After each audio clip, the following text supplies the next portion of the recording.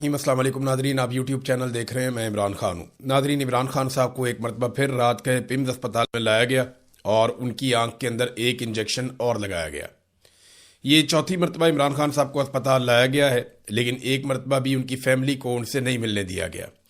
پاکستان تحریک انصاف اس کے اوپر پروٹیسٹ کر رہی ہے۔ عمران خان صاحب کی بہنیں آج کیونکہ منگل کا دن تھا، وہ اپنے بھائی کو ملنے کے لیے بھی جیل گئے، لیکن وہاں پہ ملاقات بھی نہیں کروائی گئی۔ اب یہ ایک بڑی نارمل چیز ہے کہ عمران خان کسی کو دکھائی نہیں دے گا، عمران خان کسی کو سنائی نہیں دے گا۔ یہ ملٹری اسٹیبلشمنٹ یا عاصم منیر صاحب کی ضد ہے کہ میں عمران خان کو نہیں چھوڑوں گا اور میں نشان عبرت بناؤں گا۔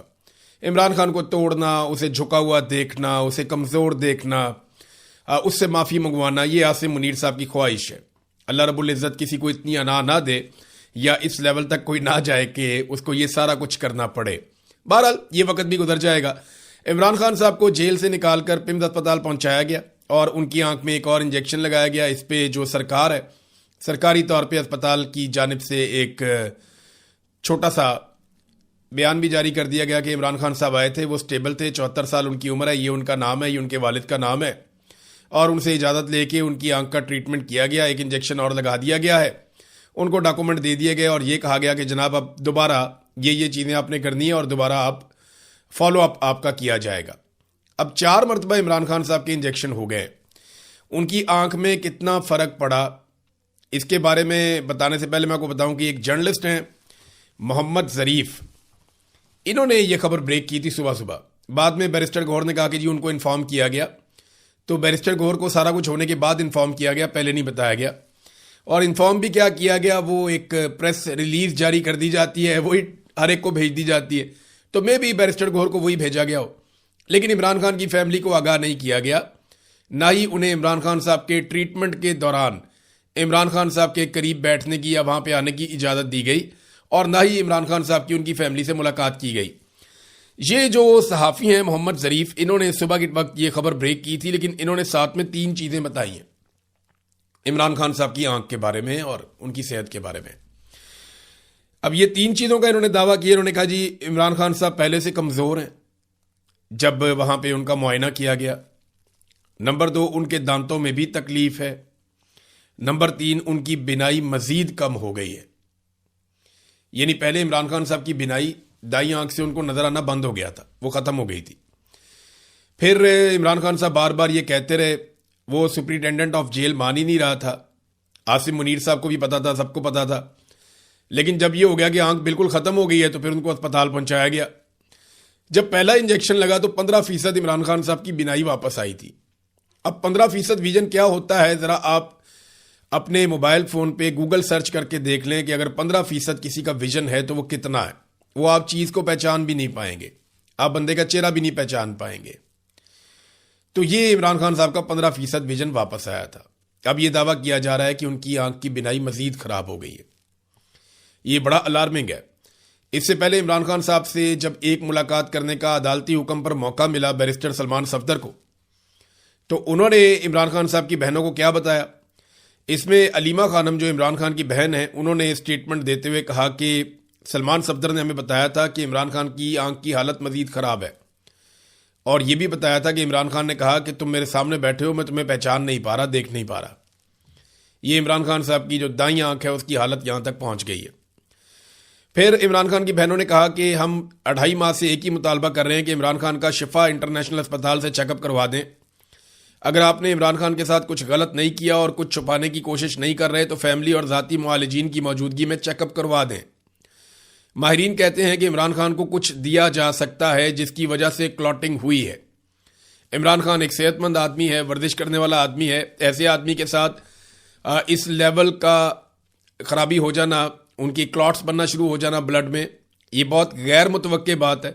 تو ماہرین یہ کہتے ہیں کہ انہیں کچھ نہ کچھ ایسا دیا جا رہا ہے۔ دیکھیں، آنکھ کا مسئلہ عمران خان صاحب کو ہوا، بشرا بی بی کی آنکھ کی سرجری ہوئی، اب صنم جاوید سیم چیز کے اوپر، صنم جاوید پہ بہت غصہ ہے، پاکستان کی اسٹیبلشمنٹ کو بہت غصہ ہے، میں جانتا ہوں، اور جس طرح احکامات دیے گئے تھے کہ ہر حال میں صنم جاوید چاہیے، جو مرضی کر لو اس کو پکڑ کے لانا ہے۔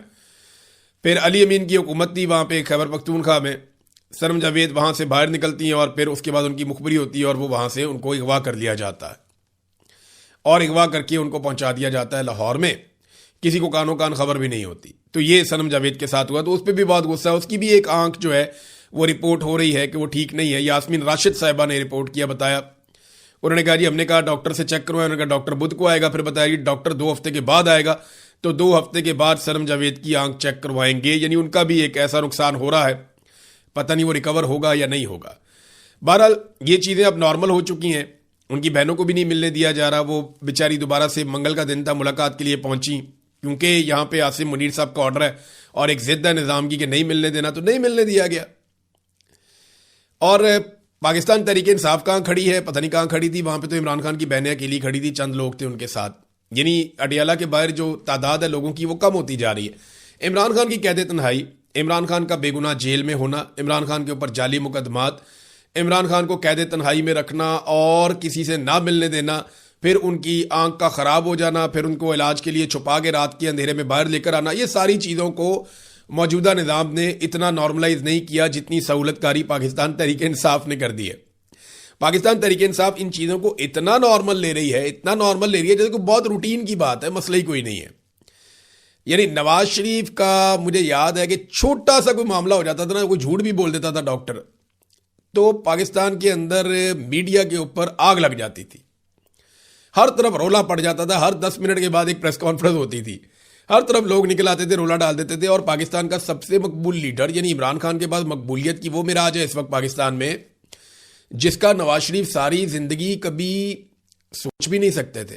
یعنی نواز شریف کا خواب, کسی بھی لیڈر کا خواب ہوتا ہے کہ وہ اس لیول کا مقبول ہو جائے, تو عمران خان صاحب اتنے مقبول ہو گئے, لیکن آج کوئی بھی ان کی پولیٹیکل پارٹی میں سے ان کے لیے اٹھنے کو تیار نہیں ہے.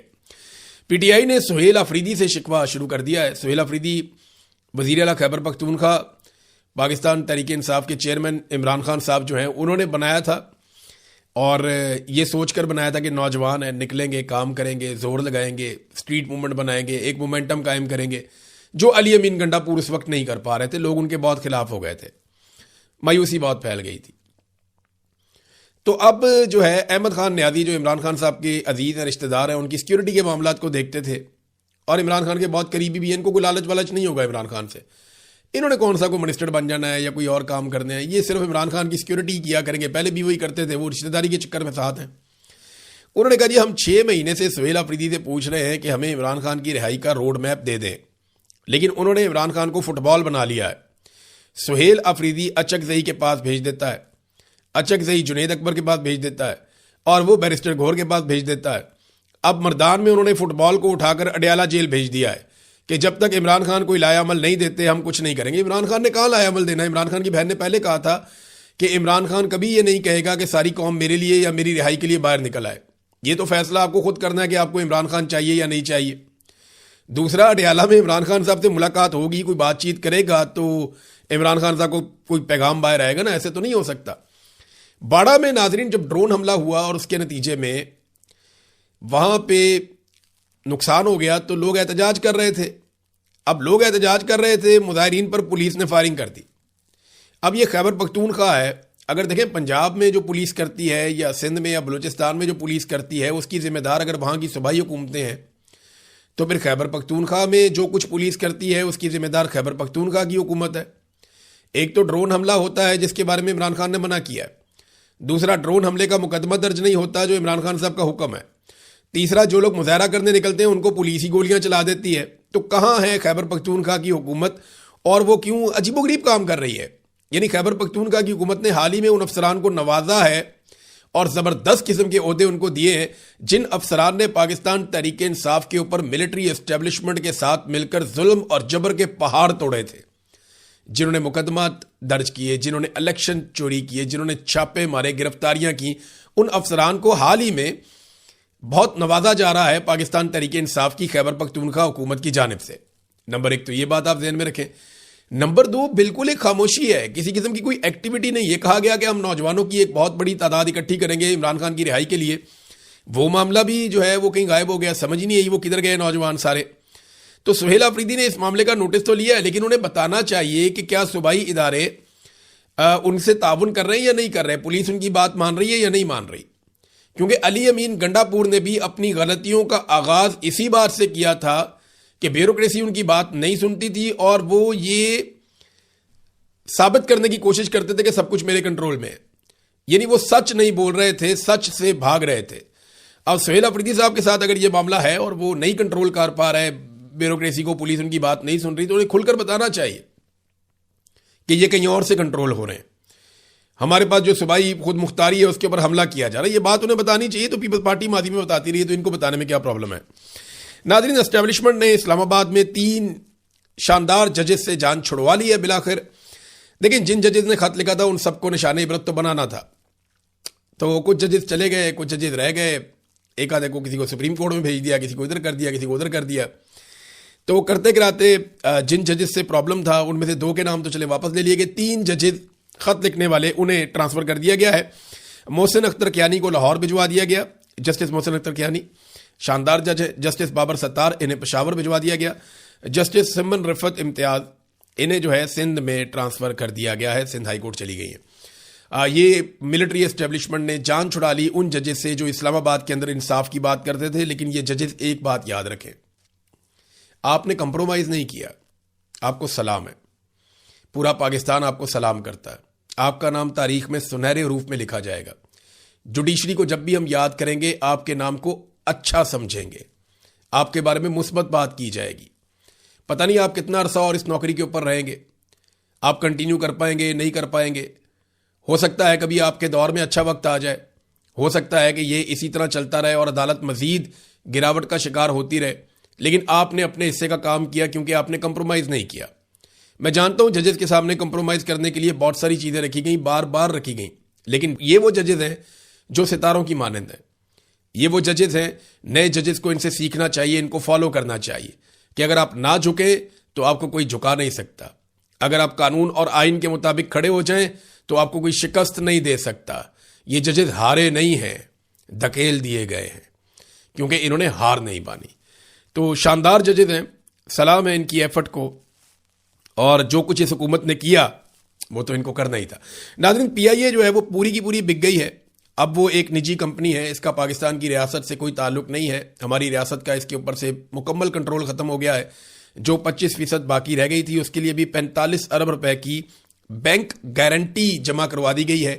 یوں اونے پونے پاکستان کے ایک بڑے اثاثے کو بیچ دیا گیا, اور فوجی فاؤنڈیشن اس میں ایک بہت بڑا شراکت دار ہے. عارف حبیب ایک شراکت دار ہے, 1-2 اور لوگ بھی ہیں.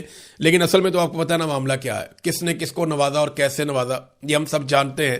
تو ایک شاندار ایئر لائن جس کے روٹس کی قیمت اس سے زیادہ ہونی چاہیے تھی, جس کے طیاروں کی قیمت اس سے بہت زیادہ ہے, جس کے اسپیئر پارٹ جو پڑے ہوئے ہیں وہ بھی اس مالیت سے زیادہ کے ہیں جتنے پیسوں میں اس کو بیچ دیا گیا تھا.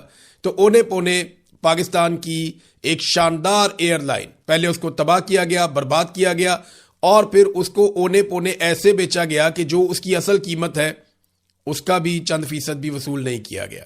تو یہ پاکستان کے اداروں کو اس طریقے سے تباہ کیا جاتا ہے اور بیچ دیا جاتا ہے. اعداد و شمار کے مطابق خطے کی جو سب سے مہنگی ترین بجلی ہے وہ پاکستانی خرید رہے ہیں.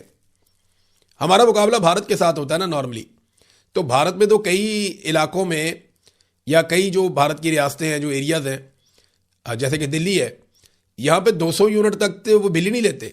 یعنی اگر کوئی 200 یونٹ تک کی بجلی استعمال کرتا ہے اس سے بل لیتے ہی نہیں ہے. اور بھارتی لوگوں کی آمدن پاکستان کے لوگوں کی آمدن سے بہتر ہے. یعنی وہاں جو لوگوں کے کمائی ہے, سالانہ کمائی ایوریج, وہ پاکستانیوں سے زیادہ ہے. حالانکہ ان کی آبادی بہت بڑی ہے, لیکن اس کے باوجود وہ پاکستانیوں سے سستی بجلی لیتے ہیں. وہاں جو گھریلو صارفین ہیں ان کو بجلی بہت کم قیمت میں مل رہی ہے, جبکہ پاکستان میں بہت زیادہ قیمت میں مل رہی ہے. لوڈ شیڈنگ جیسے پاکستان میں ہو رہی ہے ویسے تو بھارت میں بھی نہیں ہو رہی ہے, اور بھارت کے اندر اس وقت کوئی بہت بڑا بحران بھی نہیں ہے.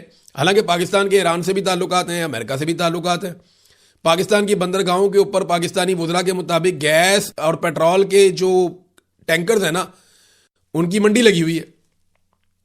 ہمارے اپنے وزیر نے کہا کہ لائنیں لگی ہوئی ہیں جناب یہاں پہ گیس کی اور پیٹرول کی پاکستانی بندرگاہ کے اوپر. لیکن ہمارے یہاں لوڈ شیڈنگ بھی ہے, پیٹرول بھی مہنگا ہے. انڈیا میں یہ سارا کچھ نہیں ہے. تو اصل مسئلہ جو ہے نا وہ آئی پی پیز کا ہے. اس کے اوپر ایک الگ سے ویڈیو کروں گا, میں بہت ساری تفصیلات آپ کے سامنے رکھوں گا. اس پہ میں کام کر رہا ہوں کہ کس طریقے سے آئی پی پیز نے پاکستانیوں کو نچوڑ دیا ہے. ناظرین, اب ذرا بین الاقوامی خبروں پہ آ جائیں. ایرانی تجاویز جو ایران نے دی ہیں امریکہ کو کہ ان چیزوں کو اس طریقے سے حل کر لیتے ہیں, اور یہ کہا کہ جو جوہری منصوبہ ہے ہمارا یا جو ایٹمی ہمارا پلان ہے اس کے اوپر بعد میں ڈسکس کر لیتے ہیں اور اس کو ڈسکشن میں ڈال دیتے ہیں, عالمی ادارے بھی ساتھ میں آ جائیں گے, لیکن آبنۂ ہرمز کو کھول دیتے ہیں اور امریکہ بھی ناکہ بندی ختم کر دے. تو اس پہ بڑا ٹھنڈا رد عمل دیا ہے ڈونلڈ ٹرمپ نے, کوئی خاص اس پہ توجہ دی نہیں. ایرانی تجاویز کے اوپر توقع کی جا رہی تھی کہ ٹرمپ ایک مثبت رد عمل دے گا اور وہ اس کو کھولنے کی کوشش کرے گا, تو وہ مثبت رد عمل نہیں آیا. اب ایران نے پاکستان کے ذریعے تجاویز پہنچائی تھی, لیکن پاکستان کو ابھی تک کوئی گرین سگنل امریکہ کی جانب سے نہیں ملا ہے. اچھا, ایران کا موقف یہ ہے کہ اگر آپ نے کرنی ہے نا بات چیت, تو یورینیم کے اوپر آپ ہمارا حق پہلے تسلیم کریں اور اس کے بعد دیکھیں اگر تعمیری مقاصد کے لیے کوئی منصوبہ بندی کی جاتی ہے, جوہری تنصیبات لگائی جاتی ہیں, تو وہ تو قبول کی جانی چاہیے. لیکن یہ ایک لمبا پروسیجر ہے. فوری طور پہ اگر کوئی جنگ بندی کرنی ہے, کوئی مذاکرات کرنے ہیں, تو آبنۂ ہرمز کے اوپر کر دیتے ہیں. لیکن امریکہ نے بڑا ٹھنڈا رد عمل دیا ہے. آج کی اطلاع یہ ہے کہ بہت سارے جہاز آبنۂ ہرمز میں سے گزرے ہیں, اور ایک رشین جہاز جو بڑا لگژری بڑا تگڑا جہاز ہے, بہت بڑا, وہ امریکی ناکہ بندی میں سے گزر گیا. اس کو کسی نے چھیڑا بھی نہیں, روکا بھی نہیں. تو روس کی ایک اہمیت اور طاقت تو ہے. امریکہ کو یہ آئیڈیا ہو گیا کہ اگر ایران نے ان کے ساتھ یہ کیا ہے تو رشیا پتہ نہیں ان کے ساتھ کیا کرے گا. لیکن ایک دعویٰ امریکہ سے اب سامنے آ رہا ہے, وہ یہ ہے کہ ایران کے اندر پیٹرول کی قلت ہونے والی ہے اور ایرانیوں کو بہت بڑا مسئلہ جو ہے اس کا سامنا کرنا پڑے گا. دوسری جانب اسرائیل تیزی سے فوجی بھرتی کرنے کا منصوبہ بنا رہا ہے اور بڑی